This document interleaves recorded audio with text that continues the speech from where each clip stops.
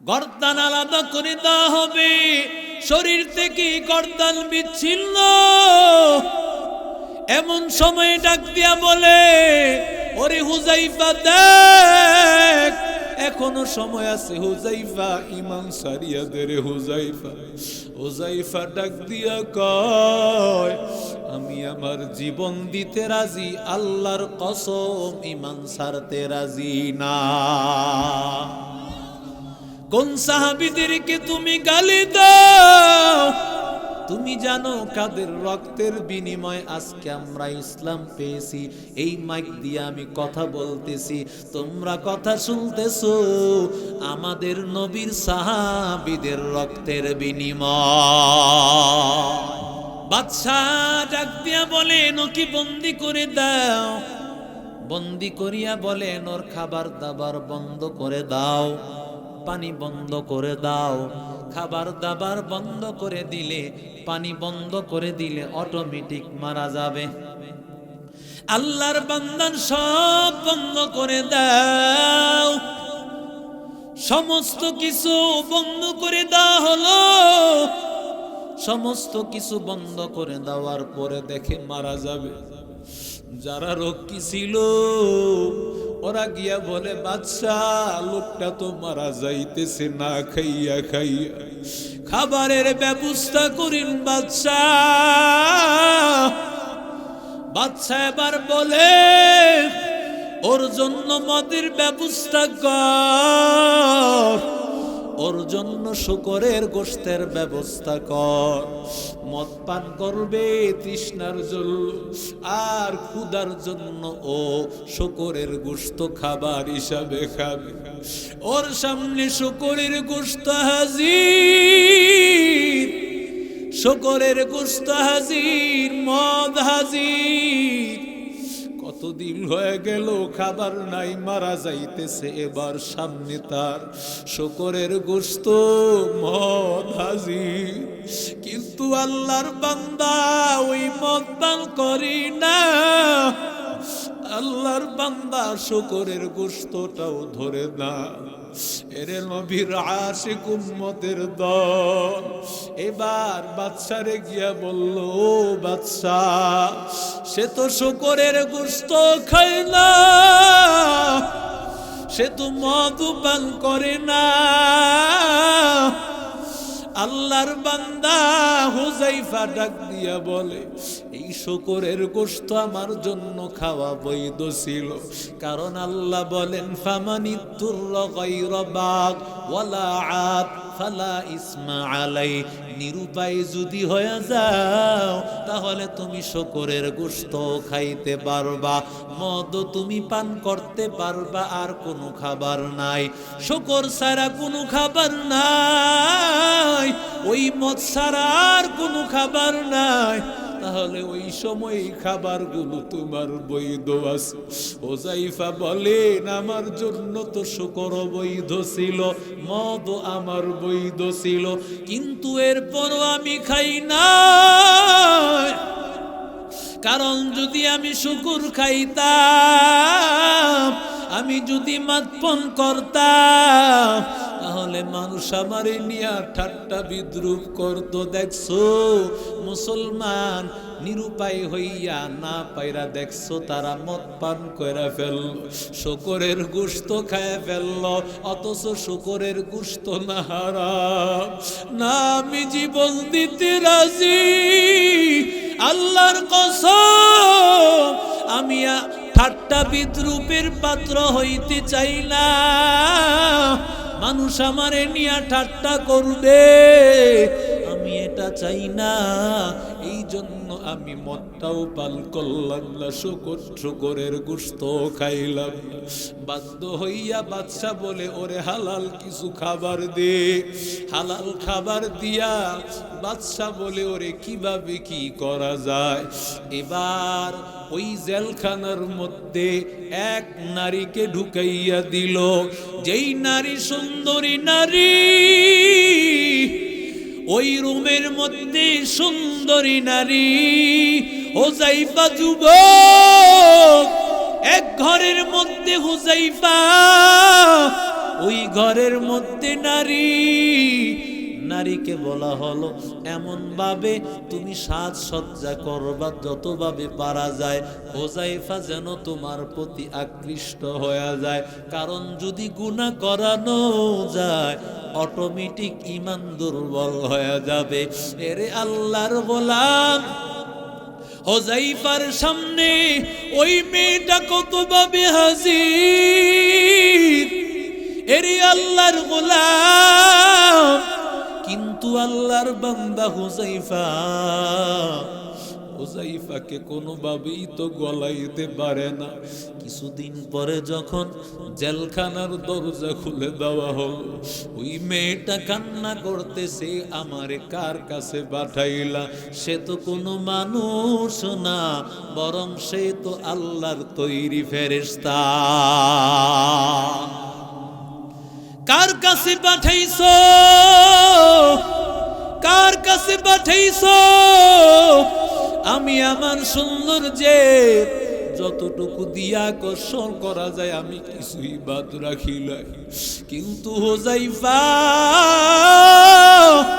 একটা বারের জন্য আমার দিকে একটু নজর করে তাকাইলো না, একটু দেখলো না আমি কেমন সুন্দরী একজন নারী। এরে আল্লাহর বান্দা যুবক, কোন মেয়ের পেছনে পাগল হইছো? কার জন্য পাগল হইছো? হুযায়ফা একটা বারের জন্য তাকাইলা আমাকে। হুযায়ফা ডাক দিয়া বলে, এই চোখ দিয়া নাকি ও আল্লাহরে দেখেছে, এই চোখ দিয়া সে রবকে দেখবে, এই চোখ দিয়া সে জান্নাত দেখবে, তাই আমার দিকে তাকাইবে না। এরে আল্লাহর গোলাম, মেয়েটা আরো ডাক দিয়া বলেন, আমি মাঝে মধ্যে রাতের বেলায় নিজেকে বিবস্ত্র করিয়া শুয়া থাকতাম, দেখতাম কোনো না কোনো ভাবে হুযায়ফা কি আমার দিকে আগায় আসে লাগে। কিন্তু আল্লাহর কসম আমি তাকাইয়া দেখি না, তাকাইয়া দেখি হুযায়ফা যায় নামাজে দাঁড়া সারা রাত্র কাটাইয়া দেয়, আর সেজদায় গিয়া কান্নার আওয়াজ, হুযায়ফার চোখে পানি, হুযায়ফা আল্লাহর কাছে কাঁদে। এরে নবীর আশিক উম্মতের দল হুযায়ফাকে এবার বলে, ও হুযায়ফা তুমি রেডি হয়ে যাও, তোমাকে মেরে ফেলা হবে। হুযায়ফা ইবনুল ইয়ামান রাদিয়াল্লাহু তাআলা কান্না শুরু করে দিয়েছেন। সাথীরা সবাই জিজ্ঞাসা করতেছেন, ও হুযায়ফা কেন কান্না করো? তাহলে তুমি খ্রিস্টান হয়ে গেলেই তো পারো, মরার কথা শুনিয়া কেন কান্না করতেছো? হুযায়ফা ডাক দিয়া বলে, আমি মরার কথা শুনিয়া কান্না করি না, আমি তো চিন্তা করেছিলাম, আমার মনে মনে চিন্তা ছিল যুদ্ধের ময়দানে এমন ভাবে শহীদ হয়ে যাব যেন আমার কোনো অস্তিত্ব খুঁজে না পায়, আমার যেন দেহটা বিচ্ছিন্ন হয়ে যায়, কেউ যেন তালাশ করে আমারে না পায়। হুযায়ফা এবার ডাক দিয়া বলে, হুযায়ফা এবার রোমের পারস্য সম্রাট বলে তোরে আমি ছাড়িয়া দিব, শর্ত একটা আছে, তুই আমার কপালে একটা চুমু দিতে হবে, তাহলে তোরে আমি ছাড়িয়া দিব। এবার হুযায়ফা বলেন, ও রোমের বাদশাহ, ছাড়তে পারি একটা শর্ত, আমার সাথী যাদেরকে বন্দী করেছে সবাইকে ছেড়ে দেওয়া লাগবে। এবার বলছে, হ্যাঁ তোমার কথাই মানা হবে। হুযায়ফা কপালের মধ্যে একটা চুমু দিয়া সাথীদেরকে নিয়ে আসলো। হযরত ওমরের দরবারে সব সাথীদেরকে যখন নিয়ে আসলো, আল্লাহর নবীর সাহাবী ওমর বলে, আহলান সাহলান মারহাবা, ও হুযায়ফা আয় আয়। হুযায়ফা আমি তোর কপালে একটা চুমু দিব। আর সব সাহাবীদেরকে বলেন, সমস্ত সাহাবীদের দল, তোমরা সবাই হুযায়ফার কপালে একটা চুমু দিয়া দাও। এরে নবীর আশিক উম্মতের দল, কিসের বাহাদুরি কর যুবক? দুনিয়া কিছুই না, কারণ সাহাবীদের ঈমান তো এমন।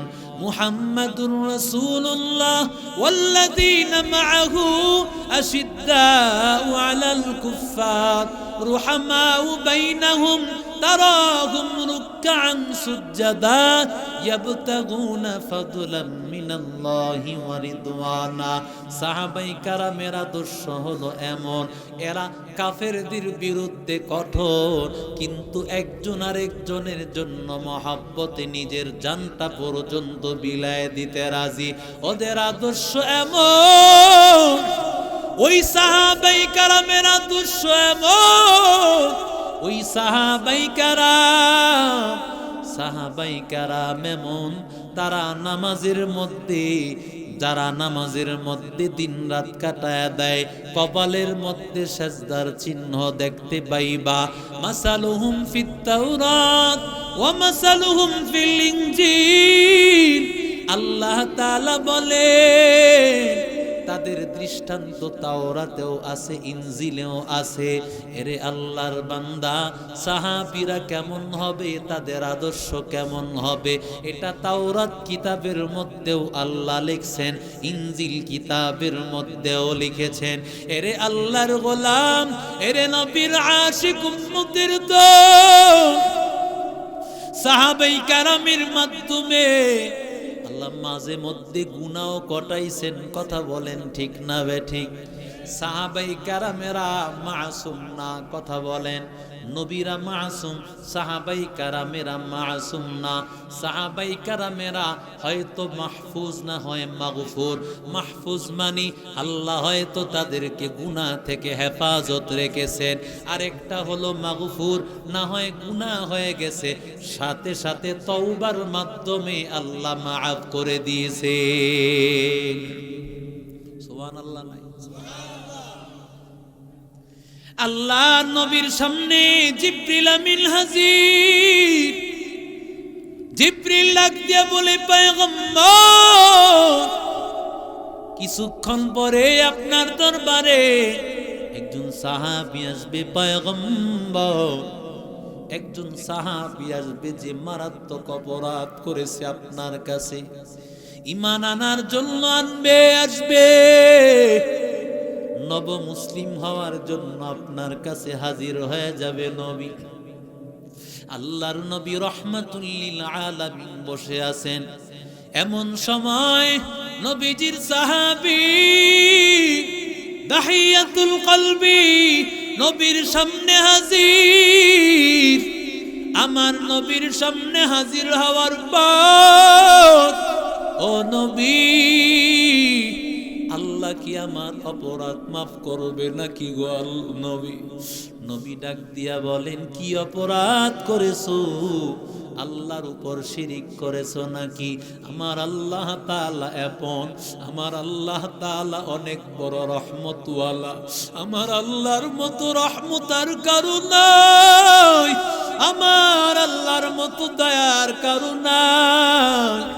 ওই আল্লাহর দয়া আর মায়া আর কারো নাই। তুমি যতই গুনাহ করো না কেন, আল্লাহর কাছে মাফ চাইলে সাথে সাথে মাফ করে দিবেন। ও নবী গো, আমার গুনাহ বড় মারাত্মক, বড় মারাত্মক। কি মারাত্মক অপরাধ করে ফেলেছো? নবী গো, আমি এমন মারাত্মক অপরাধ করেছি, আমি আমার নিজের হাতে 14টা কন্যা আমি দাফন করেছি। আমি আমার নিজের হাতে 14টা কন্যা দাফন করেছি। বাইতুল্লাহে যারা হজ করতে গিয়েছেন, হিলটন টাওয়ারের পাশেই খালি একটা জায়গা রাখা হয়ে গেছে, ওই জায়গাটা কিছুই করা হয় না, মাকবারাতুল বানাত। এখানে কিছু কিছু মেয়েদেরকে জীবন্ত দাফন করা হয়েছে। এরে আল্লাহর বান্দা, ওই দাহিয়াতুল কলবি নিজের হাতে মেয়েগুলোকে সেখানে দাফন করেছে। আরবের লোকেরা বলেন, আরবকে তো অনেক প্রশস্ত করা হয়েছে, কত বিল্ডিং ভাঙ্গিয়া আরবকে আরো প্রসার করা হচ্ছে, বাইতুল্লাহর এরিয়া বাড়ানো হচ্ছে, কিন্তু ওই জায়গাটা কিছু করা হয় না কেন? সেখানের প্রশাসনের ভাইয়েরা বললেন, হুজুর এই জায়গায় এখানে ভবন করার জন্য যতবারই কাজ ধরেছে কি যেন আগুন নিচ থেকে বের হয়ে আসে। আল্লাহু আকবার বলে। আজও পর্যন্ত হাত দেয় নাই। বাইতুল্লাহর পশ্চিম দিকে অনেকে হয়তো দেখেছেন, অনেকে দেখেন নাই। এরে আল্লাহর গোলাম, তাহিয়াতুল কলবি বলে, পয়গম্বর আমার সর্বশেষ মেয়েটাকে যখন আমি নিজের হাতে দাফন করেছি, হুজুর আমার টাকা পয়সার অভাব নাই, আমি এত ধনাঢ্য, এত টাকা পয়সার মালিক, আমারে আল্লাহ অনেক টাকা দিয়েছে, আমি দেখতে বড় সুন্দর, টাকা আছে অনেক, আমি ইরাকে যাই, শাম যাই, সিরিয়া যাই ব্যবসা করার জন্য। আমি ব্যবসা করার জন্য কয়েক মাসের জন্য রওনা করব। আমার বিবির পেটে আমার সন্তান। আমি বিবিরে বললাম, ও বিবি, তোমার গর্ভের সন্তান, ওই সন্তানটা যদি ছেলে হয় ছেলেটাকে রেখে দিবা, কন্যা হইলে সেটাকে তুমি জীবন্ত দাফন করে ফেলবা। এরে আল্লাহর গোলাম, কারণ আল্লাহ তাআলা বলেন, ওয়াইদা বুশিরা আহাদুহুম বিল উনসা যাল্লা ওয়াজহুহু মুসওয়াদ্দান ওয়া হুয়া কাযিম। আরবের মধ্যে কন্যা সন্তানের সুসংবাদ দিলে চেহারাটা কালো হয়ে যাইত। আমাদের সমাজেও তো আছে, কন্যা সন্তান হইলে এমন বদমাশ স্বামীও তো আছে, স্ত্রীকেও পর্যন্ত তালাক দেয়, আছে না নাই? স্ত্রীর সাথে কথা বলে না, শ্বশুর বাড়িতে যায় না। এরে আল্লাহর গোলাম, আল্লাহর কুদরত,